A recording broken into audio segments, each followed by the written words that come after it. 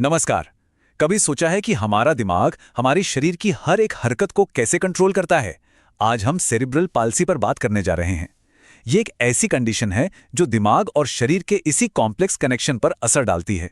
चलिए इसे आसान भाषा में समझते हैं। तो ये सेरेब्रल पाल्सी आखिर है क्या चीज?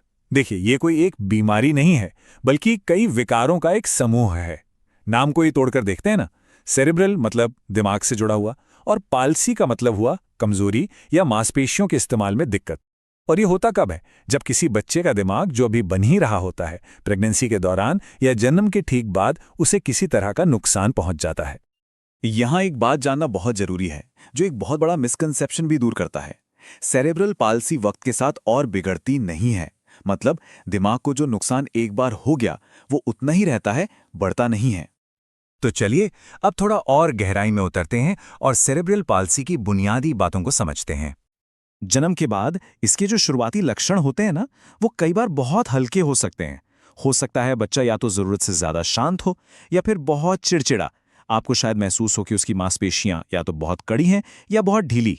इसीलिए हम लोग मोटम माइलस्टोन्स पर इतना ध्यान देते हैं। मतलब वो पड़ाव जो बच्चे एक खास उम्र में पूरे करते हैं, जैसे गर्दन संभालना, पलटना या बैठना। अगर इनमें देरी हो रही है तो ये एक इशारा हो सकता है। अब एक बात याद रखनी है कि सेरिब्रल पाल्सी कोई एक चीज नहीं है। ये एक अम्ब्रेला टर्म है जिसके अंदर कई अलग अलग तरह की कंडीशंस आती हैं। चलिए इसके 3 मेन टाइप्स पर एक नजर डालते हैं। यहां पर ना हम देखते हैं कि सब कुछ कैसे जुड़ा हुआ है। किस तरह के लक्षण होंगे ये इस बात पर डिपेंड करता है कि दिमाग का कौन सा हिस्सा इफेक्ट हुआ है। जैसे स्पास्टिक टाइप में कॉर्टेक्स पर असर पड़ता है, जो हमारे कॉन्शियस मूवमेंट्स को कंट्रोल करता है। डिस्काइनेटिक टाइप में बेसल गैंग्लिया पर, जो इन मूवमेंट्स को स्मूथ बनाता है। और अटैक्सिक टाइप में सेरिबेलम पर, जो हमारे बैलेंस और कोऑर्डिनेशन के लिए जिम्मेदार है। ठीक है, तो अब थोड़ा और अंदर झांकते हैं और ये समझने की कोशिश करते हैं कि दिमाग के ये अलग अलग हिस्से आखिर इन लक्षणों की वजह बनते कैसे हैं। इसको समझने के लिए चलिए एक एनालॉग लेते हैं। सोचिए हमारा दिमाग एक कार है। अब जो पिरामिडल सिस्टम है वो है कार का ड्राइवर। वो तय करता है कि कहाँ जाना है। जैसे जब हम सोचते हैं कि चलो वो कॉफी का कप उठाते हैं, ये हुआ कॉन्शियस डिसीजन। लेकिन जो एक्स्ट्रा पिरामिडल सिस्टम है ना, वो है कार का automatic gearbox, power steering, suspension. मतलब वो सारी चीजें हैं जो सफर को एकदम स्मूथ बनाती हैं। ये सिस्टम देखता है कि हमारा हाथ कांपे नहीं, हम कप को गिरा ना दें। अब सेरेब्रल पाल्सी में या तो ड्राइवर में कोई दिक्कत हो सकती है, या गाड़ी के इन ऑटोमेटिक सिस्टम्स में, या फिर दोनों में ही। जैसा कि हमने देखा, स्पैस्टिक सेरेब्रल पाल्सी सबसे कॉमन टाइप है। लगभग 75% मामले इसी के होते हैं। और क्योंकि ये इतना ज्यादा आम है, तो आइए इसके अलग अलग रूपों को जरा और करीब से देखते हैं। पहले आता है हेमीप्लेजिया।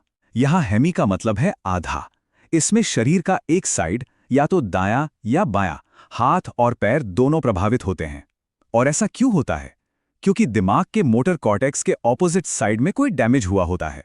फिर है डायप्लेजिया, जहां डाय का मतलब है दो। इसमें असर मुख्य रूप से दोनों पैरों पर होता है, हालांकि हाथों पर भी हल्का असर हो सकता है। मांसपेशियों में अकड़न के कारण अक्सर एक खास तरह की चाल देखने को मिलती है, जिसे सिजर गेट कहते हैं, जहां चलते वक्त पैर कैंची की तरह एक दूसरे को क्रॉस करते हैं।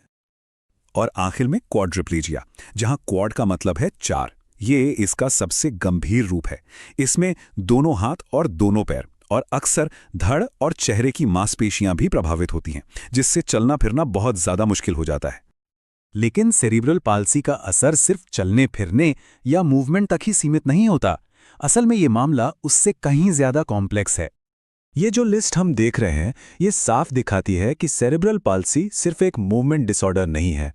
दर्द, दौरे पड़ना, बोलने में दिक्कत, सीखने में चुनौतियां, ये सब बहुत आम है, जो इस कंडीशन को और भी मुश्किल बना देते हैं। पर इतनी सारी चुनौतियों के बावजूद उम्मीद है, सही सपोर्ट और मैनेजमेंट से क्वालिटी ऑफ लाइफ को काफी बेहतर किया जा सकता है। चलिए देखते हैं ये होता कैसे है। देखिए, इसका मैनेजमेंट ना एक अकेले इंसान का काम नहीं है। ये बिल्कुल एक टीम एफर्ट है। इसे एक जिक्सो पजल की तरह समझिए, जहां हर स्पेशलिस्ट एक जरूरी टुकड़ा लेकर आता है। फिजियोथेरेपिस्ट से लेकर स्पीच थेरेपिस्ट और भी बहुत सारे एक्सपर्ट्स, ये सब मिलकर एक पूरा केयर प्लान तैयार करते हैं।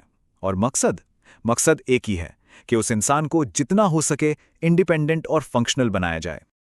तो सवाल उठता है, इसकी वजह क्या है?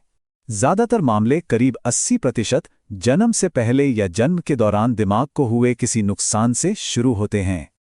इसके कई संभावित रिस्क फैक्टर्स हैं, जैसे जन्म के समय ऑक्सीजन की कमी हो जाना या बच्चे का समय से पहले पैदा होना। लेकिन सच तो यह है कि कई मामलों में कोई एक पक्की वजह कभी पता ही नहीं चल पाती, जो परिवारों के लिए समझना काफी मुश्किल हो सकता है। और इसी के साथ हम वापस वहीं आ जाते हैं जहां से हमने शुरू किया था, इसकी कोर डेफिनेशन पर। सेरेब्रल पाल्सी कॉम्प्लेक्स है, लेकिन इसके दिल में एक ही बात है। ये विकारों का एक समूह है जो किसी इंसान के चलने फिरने की काबिलियत पर असर डालता है। ये याद रखने वाली सबसे ज़रूरी बात है। और आखिर में ये हमें भविष्य के बारे में सोचने पर मजबूर करता है। जैसे जैसे हम इंसानी दिमाग के बारे में और ज़्यादा सीख रहे हैं, सेरेब्रल पाल्सी को रोकने और इसके इलाज के लिए कौन-कौन सी नई संभावनाएं खुल सकती हैं? ये एक ऐसा सवाल है जो आने वाले कल के लिए उम्मीद जगाता है।